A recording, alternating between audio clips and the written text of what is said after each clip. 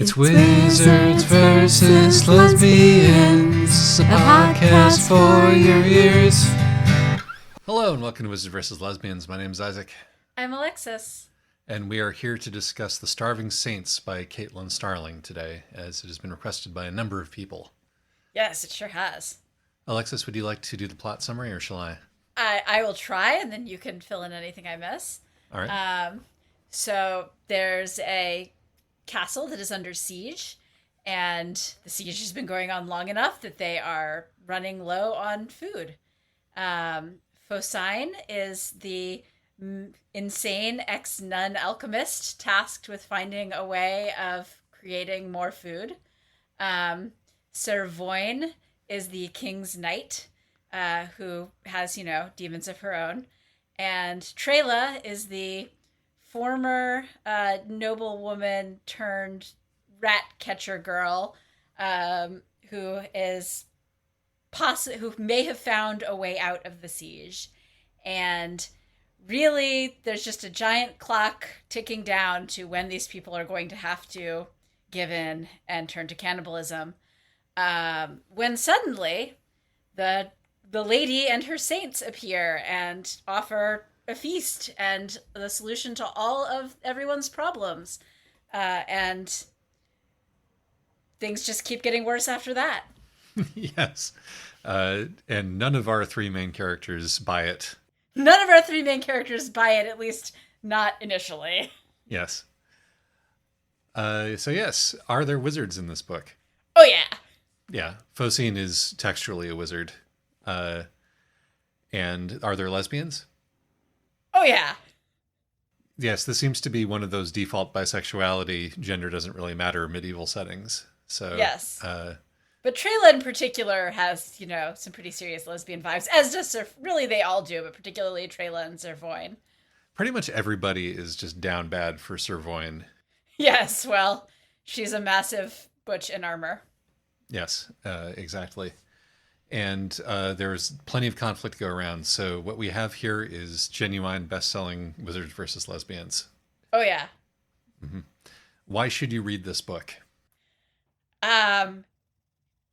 It's interesting and entertainingly brutal. And if you are a fan of cannibalism in fiction, this really will give you everything you wanted and more. Yes, we've sort of been gliding up to this with our last couple of books, haven't we? We have somewhat, we keep asking, how did we end up being the cannibalism podcast? And then it was pointed out to me by Lee that, in fact, we started by doing the Locked Tomb books. So we've really kind of always been the cannibalism podcast. Well, funnily enough, it was mentioned to me when I was discussing this book in the lunchroom at work, which was a great place to discuss this book. That it's not just Wizles, that cannibalism is the thing, particularly for literature by and starring women. Cannibalism is having a moment. I was given an article from the New Statesman, of all things, called "It Girl Literary Heroines Are All Cannibals Now."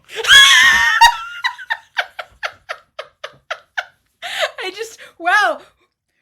What an assortment of words in a particular order. Yes, indeed. And the article cites a number of recent, straight fiction bestsellers in which the hero is somebody who murders, cooks, and eats somebody else, all women. So yeah, I'll put a link to that article in the description of this episode. But the people clamor for human flesh. They do. And I have some thoughts about why this might be the zeitgeist at the moment, which I'll get into a little bit later. Excellent. But this is certainly part of that. And it's a medieval horror take on that. So if you like medieval horror and you're enjoying the current cannibalism boom, which is the only thing that I can call it, this book will deliver for you on that front. I mean, really, though, this book is providing a lot of things that, people on Tumblr say that they want. You have your scrawny, wet rat woman. Yep. You have your massive butch in armor. You have you have Trela, who's, just sort of fun. No, Trela is our morally problematic protagonist. Ah, yes, that's true. They're all morally problematic. Trailer more than most, but yes. But they're all complicated, strong female characters. Right. You have your lesbian OT3. Yep. But that having been said, why shouldn't you read this book? I felt like it dragged a bit. I think it was a little longer than it needed to be. And that some of the plotting, I think, could have just been tighter and more interesting. And also, of course, we're going to have a nice long rundown of content warnings. And the ending to me just felt a little flat. Yeah, I think this book came out of the gate with a big rush of energy, and the setting is really cool, and really well sort of imagined and established. You definitely get a strong sense of place from this castle, which it's one of those things where it's like if you set your book in a bottle, it's easier to really delve into the atmosphere of that bottle.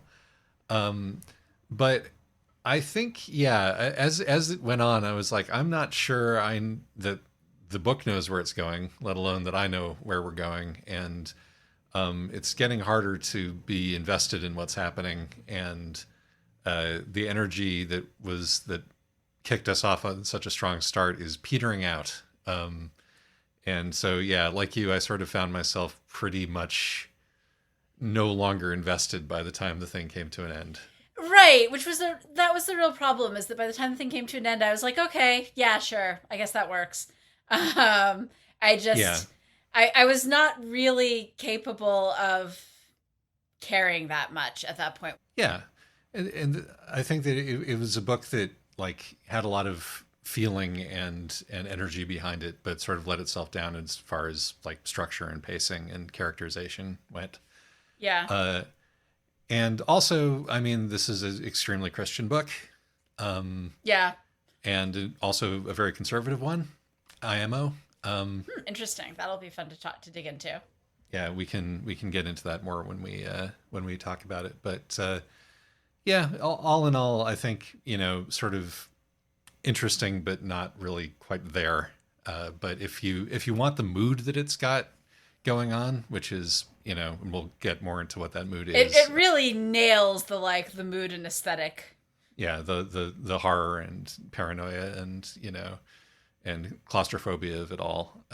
And if you're into Catholic imagery, there is no shortage of it. This is a great book if either you really like the Locked Tomb books, but not necessarily. It's not that the writing style or plot construction that appeals to you about them. It's the vibe that you'll like this. Or alternately, if you look at the Locked Tomb books and you go, what I would like is something that has this vibe but is just way less Homestuck, I think this will also appeal. Yes, or takes itself more seriously would be the other part. This book does not really do jokes in the way that the Locked Tomb does. But having said that, we should probably move on to the content warnings. Yeah. So, okay, obviously cannibalism. Yep. Enormous number of varieties of mind control. Yeah. And various consent violations. Every possible kind of mind control and consent violation. The cannibalism is a metaphor for rape. There isn't actually rape in the book. That's too upsetting. But there's a whole lot of metaphorical rape. But there's plenty of metaphorical rape. And murder. Boy, does the dog die. Yeah, no, the children are getting chopped up here. There's, the pets. There's, not the horses for some reason. There's plenty of death, pain, suffering, filth, and all of the stuff that you would expect at the tail end of a medieval siege. And of course, there's cannibalism. Cannibalism that is really lovingly gone over and thought through and presents itself in a wide variety of more or less uncovered ways. And because I've been avoiding writing a cannibalism jingle for the last 3 4 episodes at this point. I've lost count.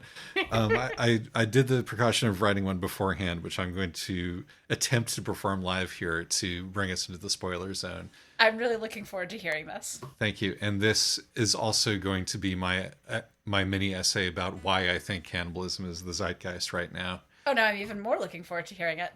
So let's see if I can remember the 3 chords plus one that I used to write this one.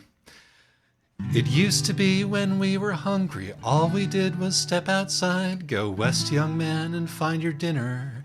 Be a lion, earn your pride. But now the last frontier's been looted, no more stolen gold to spend. Money can't buy what it used to, and the trucks are late again. And we're running out of water, everything is getting hotter. When our phones stopped getting smarter, there were no more worlds to conquer. So if we're trapped in here together, where could my next meal be coming from?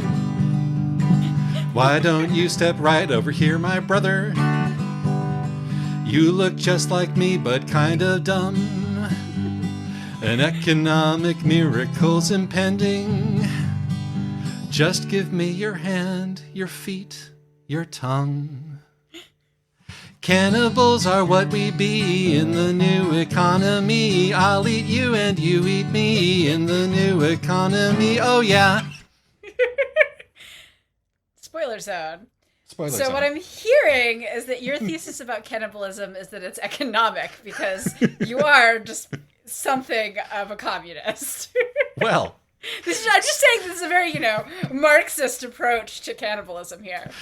Well, it's long pig and wheat. But I have a couple of reasons why I say this. There were 2 things about this novel that were mentioned in the acknowledgments at the end of the book, which I was able to intuit before we got there. And one of which was that this author is a fanfic writer. And I will get into how I could tell that this author was a fanfic writer later. But the sort of the more significant thing is that this is a pandemic novel. This is a COVID lockdown novel. This is yes. No, and that I mean the claustrophobia of the novel. Right, exactly. No, it really sums that up. And I think the terror in it feels genuine for that reason. We're coming right through with the, oh my God, the world doesn't work the way that I thought it did. Things are getting worse in a way that I didn't think that they could. What is wrong? What is the disease? And what can be fixed about it? And I think that there are 2 forks to what I'm thinking about cannibalism here. And one of which is this sort of, okay, we're in lockdown, there's shortages in all the grocery stores. We can't be confident that the supply chains are going to get us the food that we need. What next? And to me, that ramifies all the way out to we're no longer we've hit the tipping point. We're no longer wealthy in a way that feels like we're wealthy. We feel generationally insecure in a way that that's going to happen. What next? And what's next is that we develop an economy based on scamming each other. So the cannibalism is something of a metaphor for everybody's scammy side hustles and GoFundMes. We're in the hustle economy right now. Like, from the very top to the very bottom, from like the AI scam down to, every other kind of attempt to run scams on people, to pig butchering. Speaking of long pig, you see this in like the amount of tech support that's just telling people, oh, that's a scam and you've been scammed, is like that's like 80% of the job now, is what I'm hearing. Yeah, I don't know. I mean, I think that you're right that cannibalism can work as a metaphor for this. I'm not sure that that's entirely what's behind our cannibalism boom. I actually think, especially because you're leaving out the gender aspect. And I think if we want to argue that this is a gendered thing, then I would be more inclined to associate cannibalism with like the sort of, real boom in I think that the meatcore is somewhat related to the way that we're having yet another social go round of everybody hyper focusing on their bodies. I see. I see. Now, this might be partly that, I've been reading for professional and other reasons some random bits of East Asian translated science fiction, and where, we all know that as we've established, Chinese literature has a long and glorious history of cannibalism. And one of the things that it's been showing up in the stuff that I've been reading, which, is still is a generation behind at this point, because by the time somebody gets around to translating it and sending it to me, it's been out for a while, but is seeing it showing up in beauty treatments. And we also see this in the membranes to some degree. I mean, it's not cannibalism, but it's this just meat core through beauty treatments. And particularly what we see in this book about this sort of false inhuman beauty veneer overlaying cannibalism. So I think some of this is about the tension, if we're going to make grand sweeping cultural statements. Which we are. Which I am, somewhat leery of. But I would argue that some of the particularly gendered aspect of cannibalism here is the tension between this sort of focus on bodily perfection and, and the inability to reconcile that with the body's needs. I think that is that's strong. I don't mean to suggest that my interpretation of the cannibalism thing is the one true interpretation. I think no, of course not. And I do, like I said, I do think that your interpretation of cannibalism also holds a lot of metaphorical weight in our current time. Yes, but no, the sort of there's a sort of a concomitant theme in the book to go back to the book that we're meant to be discussing. Right. Yes. It's the depth of one's personal need aspect of it. It's I think that's another thing. Now that vampires are out of fashion, we're sort of, and Lee will acknowledge this, but now that vampires are out of fashion, we're sort of going in through the back door and talking about the same kind of social ideas through cannibalism. The lack of identity, which is filled in the not being able to be fully human until you consume other humans, and therefore their ways of being and their and the ways that other people see them are also coming through in this metaphor. And I also think that there's also a thing of consuming other humans makes you inhuman, right? So again, there's that tension of, do we need to hurt each other to survive? And if we do, is there a line that you can cross that you really can't ever come back from? And I mean, cannibalism has, long been that taboo. Yes. And this also brings us back to our primal Wizards versus Lesbians thesis, which is that Wizards versus Lesbians books are about the acquisition of power by women and interrogating whether you have to become a wizard or a brutal or an imperialist in order to wield that power or not. Which yes. I think this book is actually very classic Wizles in its theming, because that is one of the major things that it's struggling with, both for Fozine and for Voyne. Well, for that matter, also for Trayla. I mean, think about her BDSM relationship with the Saint. Yes. And also, it's all eroticized. Sometimes in startlingly literal, almost you're bringing me out of my horror by becoming a literal ladder for Fozine to step on me. Right. Which I that was that's a fanfic scene. This scene is from fanfic. You put it in your novel. But regardless, we do not disrespect the erotic in literature. It is as potent a metaphor as anything else. But that one kind of came out of left field for me. But yeah, no. So Fozine's taking up the mantle of power, right? Right. And then decides that, in fact, Voyne needs to have the mantle of power, which is, here's where all the BDSM comes from. It's power exchange is the core of this book, negotiated power exchange. And sometimes unnegotiated power exchange. Well, that's one of the things about the book that I liked, because it really does do this sort of fae/vampire, these monsters operate by very legal rules, and then just being okay, let's make that overtly a BDSM rule negotiation, pre-scene negotiation before we get on with our lives, which this book essentially does in a few different ways. Yeah. I think that's clever and cool. Yeah, no, I thought it worked. It ended up working quite well. Yes. But I'm sort of like, what interests me about it is where it all comes down after all of this power exchange has been negotiated, right? Yeah. So at the start of the book, the problem is that the king is unmanned. The king is not doing king job. Right. The masculine has failed us.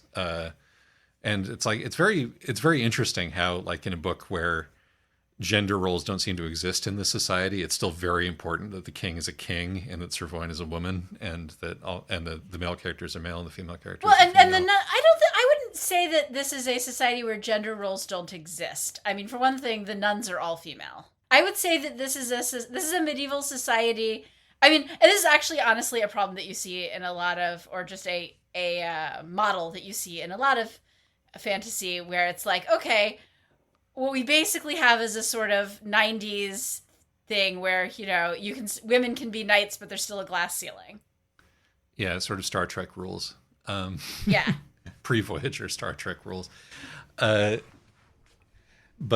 yeah, so that's the situation that we're in. But point is, the king is not being a strong ruler, and therefore the country has gone to shit, and is going to collapse. Oldest idea in the book. And then so we're left with, what's the alternative? And because once the power has been toppled and we no longer trust the king, chaos comes in, misrule comes in, demons come in, the sort of these atavistic fears of, like, preternatural shapeshifters and metaphorical Jews and various other things come into the world. Yeah. And so we have to reestablish the order of the world, even though we are acknowledging that the order of the world is also demonic and well, not demonic, but at least cannibalistic and monstrous, with our like earth devil who underpins this whole thing. Mm-hmm. It's important that that we do things in order to make sure that demon is okay and satiated and strong, because that's the source of our power. The source of our power is in the earth. Yes, which, so it's interesting because, like, yes, this is a very Christian novel, but this is a very, like, was raised Christian and now is a neo-pagan kind of novel, or an atheist with, who likes the sort of neo-pagan aesthetic kind of novel. Yeah, I'm not going to say anything about, what the author believes or doesn't believe. Oh, this isn't a comment on the author. This is a comment on the aesthetic, very, very specifically, where it's, you have, like, the story of, oh, look, here comes, Mary and the saints to save us. Oh, wait, actually, underneath this veneer, they are evil and predatory, and the thing that will save us is this pre-Christian earth demon. Yeah.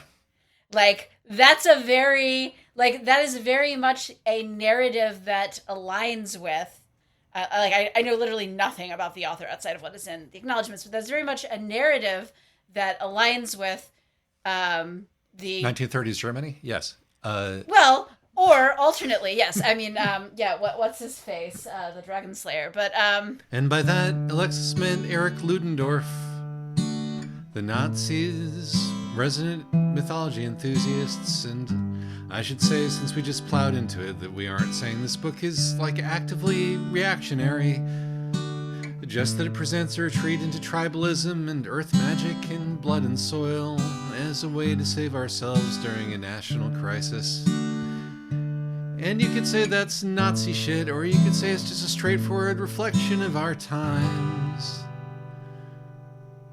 Ugh. No, it's very specifically like all the people who I have met who grew up fundy and then left and got really into, or grew up just like, or like grew up not particularly religious but surrounded by fundies, and then, and then suddenly everything is, and then they're coming to religion from this position of disillusionment and looking for something that can, that can predate it, that can be real and true. And there's a lot of like stuff in this book, particularly about how the images and icons of religion remain like powerful and have massive holds over people, but they can conceal this folly and error and chaotic energy when they're used by people who are using it to deceive. So Right. that's a pretty good one-to-one to support that theory there. But yeah, so we've decided that faith alone can be perverted and will not save us. So we're going for a higher power than that, which is the order of the nation. And what we need for the order of the nation is a leader who is strong and who can do the hard truths, who can, who will, kill your dad if your dad did something bad, and who has literal, the literal fighting spirit of the world in her. Mm-hmm. And that is the person who should be at the very top. And the person who should not be at the very top is the scientist, because the chaos of an unformed worldview, when you've lost your religion and you're in that between space where the world is just this ferment of chaos and the rules are gone, everything is topsy-turvy, that degree of dominion drives her insane because she cannot keep the entire world going in her head at once. Right. So she needs to surrender that to the strong ruler. And so we've the science thing gone too far. These self-lighting candles and all that, this water of purification, it's too much. We need to step back from knowledge. We need to step back from attempting to understand the world. We've bitten off more than we can chew. Well, to be fair, something that is pretty essential about Fossine's character is that she wanted to be a scientist, and all this magic keeps happening around her. It's very specifically, she's actually trying, science is just failing her. She's trying to apply science to these things and is just not, by and large, is not able to replicate any of her results. When she can replicate her results, she gets very excited. Yes, that's interesting. It reminds me of The Breath of the Sun. The Breath of the Sun, I was just thinking that. Right, the way that, this one's personal charisma can override logic within a very specific, sphere of influence. I guess at the end, this is all about the ability to control people, to keep chaos and cannibalism at bay through being able to project your logic of the world onto folks. And that means that Voyn's extremely simple logic of the world does trump the chaos that Focine finds when she tries to scratch the surface, I suppose. Right, and also trumps the scientists here, the nuns, and they get taken out pretty early. Yeah, they don't have any sort of mystical spiritual qualities that provide them strength in the face of real terror and real chaos. Yeah, it's actually interesting because you have this thing where you have scientists and it's this somewhat fits the thesis of your jingle, because you have your scientists are so excited by the pursuit of knowledge that what they end up doing is looting their own society, throwing out everything that's valuable, and inviting in this malevolent force because they they turn all their iron into weapons and then throw it outside the walls, basically. Yes, I think that's a solid metaphor.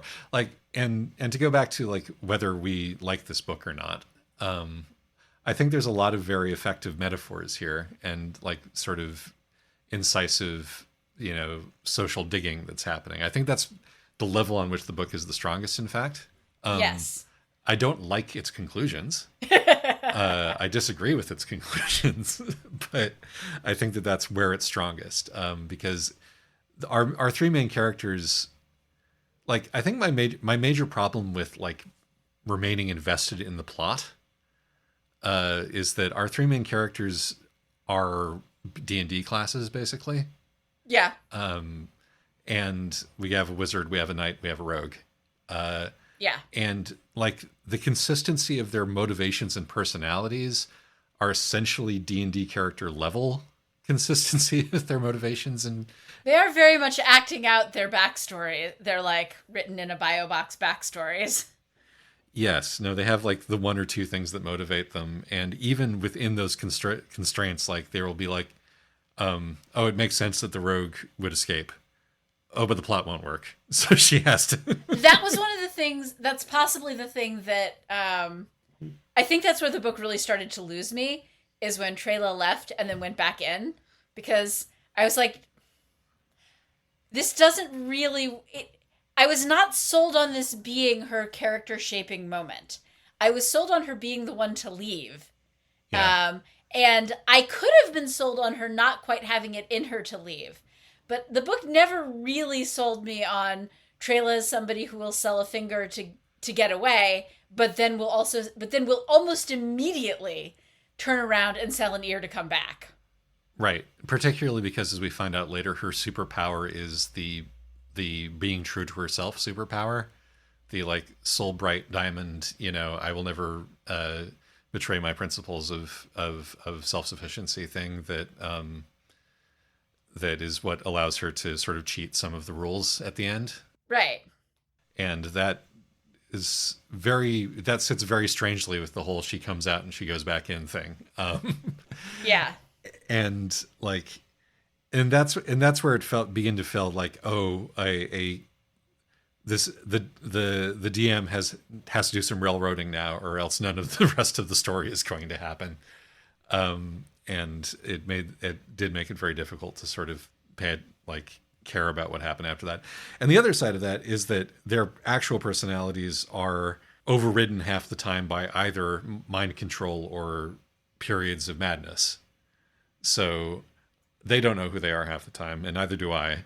And so whenever they're bouncing off each other, I'm like, well, it's not just these characters bouncing off each other. It's these characters plus however, intoxicated they are by the demons at this given moment, or how mad with hunger they are, or how like this or that they are. And you could just roll dice to go back to the D&D thing. Nice one, bud. And it sort of makes all of the romantic stuff between Trela and Voyn fall flat, unfortunately. Yeah. We have a really good sort of like, oh, I'm going to, Trela wants to kill Voyn erotically, thing going on in the beginning. And it's like, okay, I can see some sort of, not only is this a cool dynamic in and of itself, but you got, there's plenty of room here for the enemies to lovers conversion that we're obviously going for. Right. But then and there's plenty of room for, this to be a delightfully toxic relationship, all the way through. Like, even when you get your enemies to lovers conversion and your possibly happy ending, it can still be sort of fascinatingly toxic. But then it just isn't. It flips over to wholesome way too fast. Yeah, I mean, and it does it via like all of this sort of plot bullshit where it's like, oh, you can't see her so that you guys don't have to interact during this particular scene. Right. Or, I'm going to think that you're the other demon in disguise so that we can, so that we're, I'm actually talking to the personification of desire when I'm, talking about how I feel about you rather than, talking to you personally. And it's just like, just nothing is ever going to be as interesting as two relatively well-rounded characters talking to each other when you put them in a situation, and all of the stuff that like obfuscates or cheats around that just makes it very difficult to care, at least to me. Yeah, well, and also just I felt like there's just a certain unwillingness to commit to anything bad happening. Anything's really bad. I mean, yes, like Trela loses a finger and an ear and stuff like that, but not in an ugly, scarring way. They're just gone. Right. And just to ever commit to anything really bad happening to the characters. And part of that is, for example, like Trela can't leave and have to deal with the consequences of leaving. She gets to come right back. And Sir Voyn can't die, right? She's killed, and then as soon as they pull the dagger back out, like, no sacrifice is necessary. She just wakes right back up again. I still didn't know why that happened. I didn't think that any of the rules that we had established so far would allow that to happen. I'm still, Magical dagger. Sure. Yeah. Magical dagger, sends her into a false death, basically. Like, I was not surprised when it happened, because already the book had sort of, it has the flinch a little bit. It does. Which is too bad, because like this is a setting, right? This is a horror setting where there's so much opportunity to do terrible things to your characters. And so it ends up being, part of the energy and tension that's driving the first third of the book forward is this sense of doom. And when it slowly begins to sink in that nothing too bad is ever going to happen to our OT3, that I think saps a lot of the energy out of the plot. Yeah, and once that does sink in, unfortunately, before we are faked out by Sir Voyn's death, and so it's hard to care about any of that, particularly as we note that we're carrying her corpse everywhere, waiting for it to be resurrected, and right, and so on and so on. This book kind of reminded me of the Finnish indie RPG Fear and Hunger, where irreversibly awful things do happen to you a lot and at length. The horror is made more effective by the suddenness and permanence and ugliness of the violence. It does have the advantage of being a video game where you can just try again, but you can still pull this off in a book. You just have to make the defining traumas of a character's life happen during the action of the story and not always beforehand, as is the case with our three main characters. The other difference is that Fear and Hunger isn't about the pandemic, it's about being Finnish. I think it is really her escaping and going back that cheats it. And it's a shame that it happens at all. And it's more of a shame that it happens at that point in the story, because it also is like, oh, we've been worried about the fact that the siege is still going outside. No, it isn't. Right. We don't have to worry about that. Right. That took away so much of the tension. And I understand that part of this is supposed to be the horror of, oh no, we're doing this to ourselves. But you can just establish that at the end. It doesn't, the fact, because it means that as soon as you break out of your self-torment, everything is going to be fine. And that takes a lot of the weight off of the horror. And that works with two of the interpretive frameworks that I've been using on the book in unfortunate ways, one of which is that I think that this whole, mania for cannibalism thing is in response to problems that are real and not in our heads. Mm-hmm. Much as the pandemic was real and we are still feeling the effects of it. And the pandemic still is real. Yes. The pandemic continues to be real. And the other one being that the thing that we need to get our head on straight is to have a king, except it's a female type king or queen in this instance, but she's still like a king out of the storybook, and that is what we actually needed to see that things are going to be okay, and I don't like either of those as morals of the story. Yeah. So there you go. You've undermined the reality of the problems, and you are offering us a solution which is making things much worse. So, to be fair, they don't establish that Sir Voyn definitely is going to be the king. Like they are leaving. They're opening the gates. Yeah. She's certainly going to be the leader of that castle because we've had magic rules saying that that's the way that it has to be. Yeah. Incidentally, I like red threads of ownership rather than red threads of love. And I was wondering if that was a deliberate choice or not. Yeah, I don't know. That's a good question. I can see the red threads that connect people, and it's all various kinds of obligation. This is what keeps bringing my mind back to like the economy of it all. Is like that everything. Everything with these creatures and everything even before that is so transactional in this setting. That we're seeing everything sort of as a product of economic tensions. Obligations are not always an economic transaction. This is true. Society, to some degree, society is built on obligations. It's just a matter of, how reciprocal they are.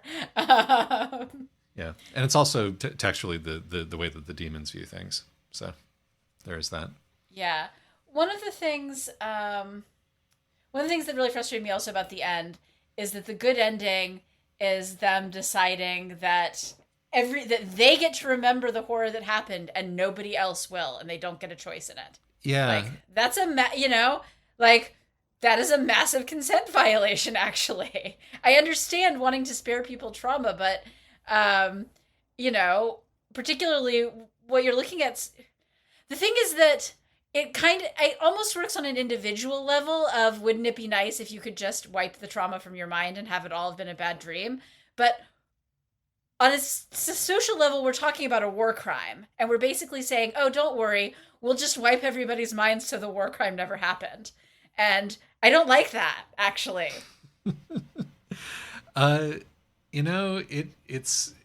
really does line up, piece by piece by piece of with a particular kind of political ideology. Which I don't think is intentional, honestly. I think that a lot of where this book is falling flat for us in terms of where we agree with the message is that I think that where the metaphor is that it works really well when it is drawing these metaphors writ large to be about like an individual's experience. The problem is that when you step back and look at them as social metaphors, that's when you get a lot of really unfortunate implications that I don't actually think are intended. And unfortunately, as I said before, it's very difficult to treat them as individuals because of how archetypal and changeable they are. And so right. And because everything in this book is about archetypes. I mean, right, the demons the demons immediately, like the saints don't have names. They're, they're the absolving saint and the loving saint and the whatever. Exactly. And this is, again, I think this is a thing that happens in horror, but the idea that the book is the sort of the truth that the book comes, away from is that people are just like, one step away from cracking open each other's skulls and feasting on the goo within. When all it takes is a blackout, and civilization collapses. And if that is how you view human beings in aggregate, then not allowing them to remember that the veneer of civilization is just that is a perfectly sensible thing to do. And so you sort of have to accept that along with the whole idea that people are barely restrained monsters. But the thing is that I'm not even sure that like people are barely restrained monsters in this book. Like the demons come in and just everybody is so completely mind controlled that even the other named characters, like nobody really gets a chance. The only times that people express any individual will at all, it's generally protesting what the demons are doing, and then they are promptly murdered and served up in the next feast. I don't actually think that this is necessarily about base human savagery. This is more about sort of what happens to weak people when, what happens to the mass of faceless victims when they are preyed upon. Which is part of why I really don't like the idea that, the mass of faceless victims isn't allowed to know what happened to them. I mean, the massive faceless victim's susceptibility to charisma is at the core of this, right? Sort of, but again, every single time, they don't really have a choice. Every time somebody shakes off the charisma, with the exception, unless they have like protagonist aura, every time somebody shakes off the charisma, they die horribly and then are eaten. Yeah, so we've got, it feels like to me that the correct thing to do then would be to maybe remember what these creatures are so that one can defend oneself against them the next time they show up. Right. Well, this is part of the point, right? Is that you're not like war crime denialism is bad for a variety of reasons, partly because, you can try to convince people that they were never you can try to convince people that they were never victimized, but it's never actually going to be complete. And second of all, because you can't prevent it if you pretend it never happened. Yep, just about.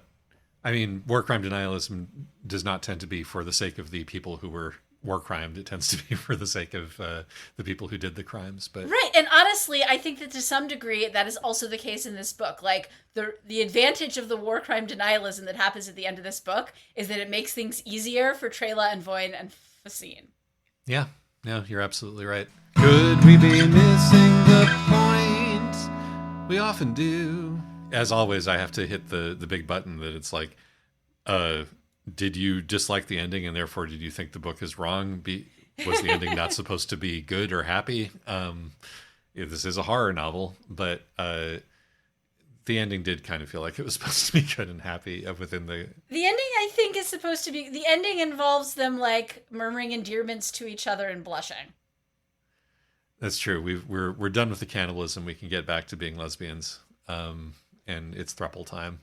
Right. So, and again, that's as long as we have a powerful knight as part of the throuple, then we're good to go. Trelid remembers who we are, and Voyn keeps the nation going, and Focine provides the economic stimulus. And thus we march along. And like, I understand this as the product of a pandemic novel. It is an appeal to, like, how do we get back to a feeling of safety? What is the shortest route to get us back to the feeling of safety? Which honestly, again, this makes the whole let's all just forget that it ever happened as somebody with long COVID. Yeah, no. I mean, it explains a lot about how we got here. Right. In this world, not the medieval, cannibalism castle world, but in this world, I think it explains a huge part of why things are the way that they are right now, is that we got scared out of our fucking wits and needed to run back to normalcy via the quickest route possible, and jettisoning everybody who we felt that we could jettison to keep the wolves at bay. So. Right. Well, and then, that also ties into the idea that once we are out of this horrible lockdown, we can return to the world exactly as it was. One of the king's sons has taken over. The war ended a while ago. Everything is totally normal. We just have to, step outside our door. Yep. Go through the magical portal to 3 months from now where everything is going to be fine. Right. Oh boy. Well, that's depressing. Yeah, we've made some criticisms of the book over the course of this podcast, but I think that mostly it's been a criticism like, this looks like how my life is and I don't like it. Right. Some of this, a lot of this has ended up being critiquing the society that the book accurately reflects. So let's talk about our cave spirit, who will make all sorts of deals for a pound of flesh. Mr. Blood and Soil down there. I think that was probably the thing that was the most interesting and unexpected to me in terms of this mythology. I liked that it gestured to the brutality of nationalism. And we also had this like entire town being massacred, Carcassonne possibly, that sort of looms over and traumatizes 2/3 of our characters. And we're not doing a full forgetting is basically part of the deal, at least for those of us who are allowed to be in the know. Right. If you're allowed to be in the know, you're allowed to remember. Though there is still a little bit of okay, but get over it. Yeah, because we don't actually like go back to the spirit in the ground at any point after he lets Trela back in and explains the plot. Yeah. That's the last that we see of him, which I think it would have been nice to hear from him again. I think I thought he was he was one of the more interesting characters. Honestly, when he explained the plot, he got a lot less interesting though. So. Well, I mean, there you go. I liked him better when, he was this just thing living in the darkness who was willing to bite off parts of you in exchange for safe passage. Yeah. The security state, or the, whatever you want to call it. Like, I'm sorry. No, but like, because it's also just, like bringing this back to the book. This happens a lot in books, I think, is that you introduce something that's really sort of weird and cool and interesting, and then the need to explain it and to make it fit, to make it like serve the main plot, ends up making it just, robbing it of a lot of the interest value, and then it ends up feeling like a dropped thread. Yeah, I think that this is part of why I've been led to read this book in the ultimately annoying way that I've that I've been reading the book. Is the book doesn't want you to miss any of the metaphors. Like when the knife, the sword. There, well, we got a knife and we have a sword, both of which Right. are magical and important.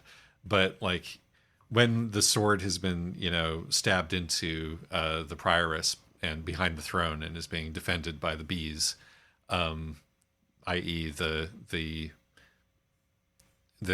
symbol of true kingship is being protected by the symbol of true knowledge. Because we're going Ultima 4 here. You have to be an avatar of virtue to run the state. Or possibly we're going Jupiter ascending here with bees recognized royalty. Absolutely.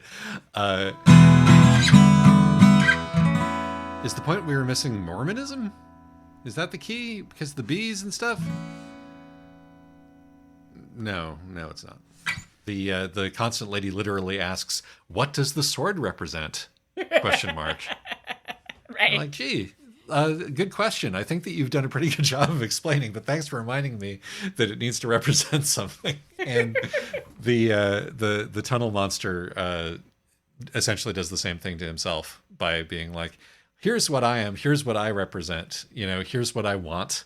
And since we're all buds now, go do that for me, and everything's golden. And so we're just making sure that nobody leaves the room confused about what it all means. Yeah, which I don't know. Sometimes I want to leave the room confused about what it all means. Yeah. So actually, another thing that I felt like, this didn't feel dropped, but I did not feel like that Trela's grudge against Servoin was appropriately explored. I thought they were just so much more interesting at the beginning when what Trela really wants to do is play some elaborate mind games and then stab her. And Yeah. she gets to stab her, but she doesn't really get the elaborate mind games, and that's just unfortunate. She doesn't even get to stab her. She thinks it's somebody else when she's stabbing her. But she does stab her. She just doesn't realize that it's her that she's stabbing. Exactly. And so she doesn't even get to feel the right kind of conflicted about it.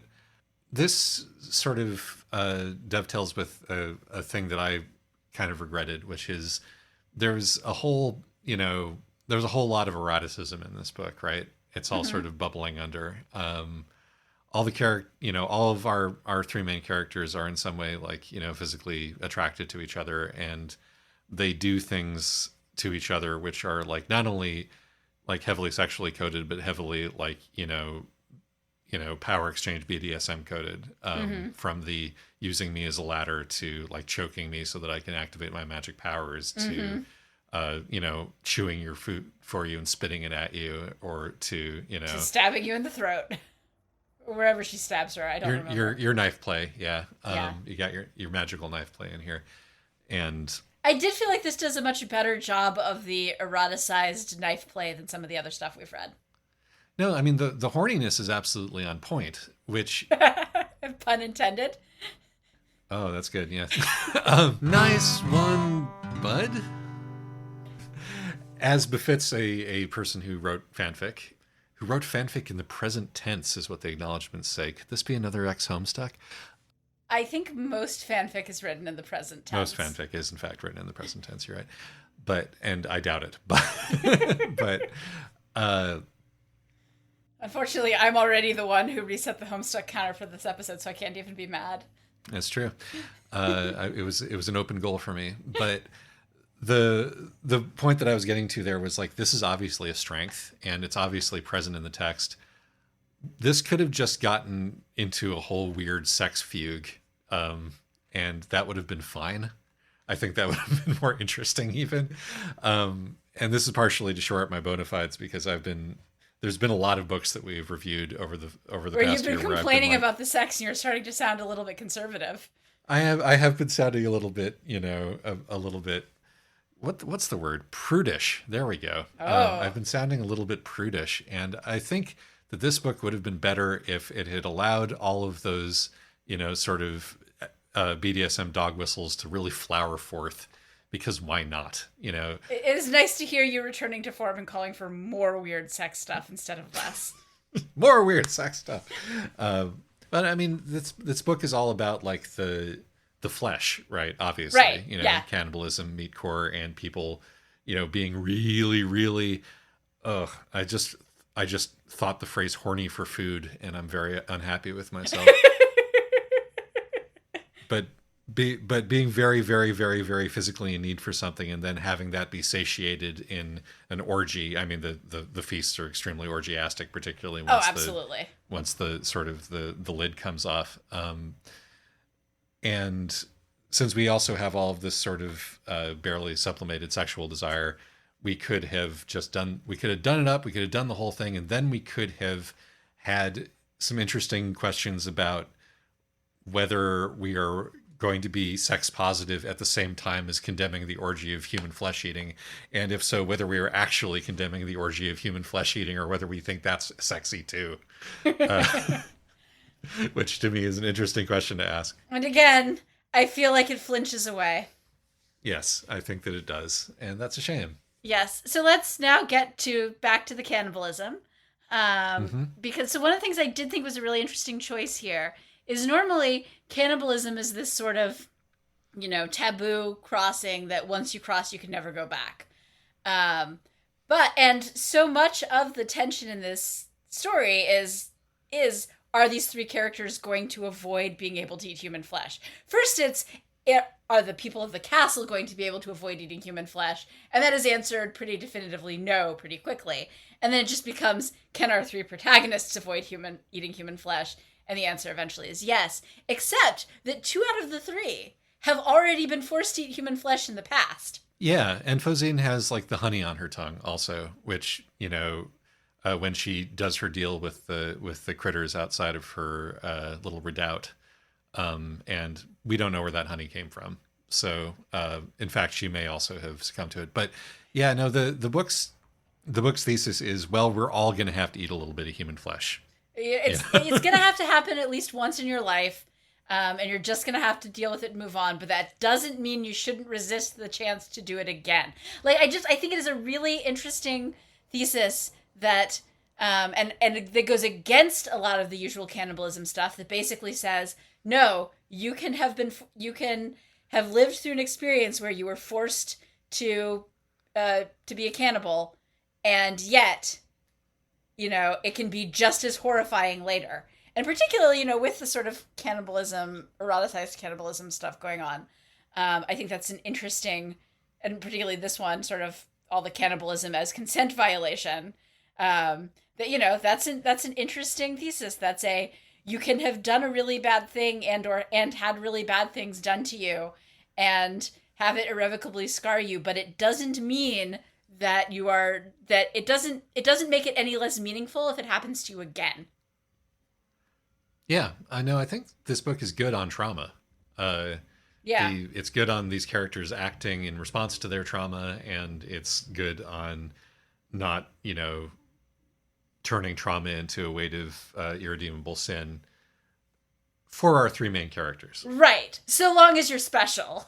For the rest of the characters, exactly. So long as you're part of the lesbian power throuple that will end up running the world. I'm still not convinced they're going to end up running the world. I think they just want to go off and have their little cottagecore life now. They're not going to have a cottagecore life. It's important. It's central to the thesis of the book that Sir Voyne is going to be in charge. Maybe just in charge of their cottage, but no. Sir Voyne is definitely in charge of something, but there's already another king. This is true. It's a very large cottage. It's a castle. It's a giant polycule. Perhaps that's the road to liberation, is that all of the citizens will eventually join the polycule and therefore be, afforded the rights of a citizen under the system. No, because these 3 are leaving. That's part of the point. Is they're getting out of there, leaving the rest of the castle behind them to deal with the hole in their memories. Yeah. So it's a bit of a frustrating text. Frustrating text. It's got some great imagery. And some really interesting metaphorical weight, and the first third is really quite compelling. Isaac, do you have any minor notes to share with us? The Constant Lady calls Fozine a black hole, which given that this is in a medieval world, is funny. She's just calling her a hole in the ground. Right. filled with to be filled with knowledge. That was my one minor note. I just thought that was amusing. Yes. But yeah, I think that pretty much is everything that I have on it, unless you have anything else. I think I'm good. All right. God knows what we're doing next time. We'll figure it out. Be with us then. And for now, Thanks. Bye. goodbye.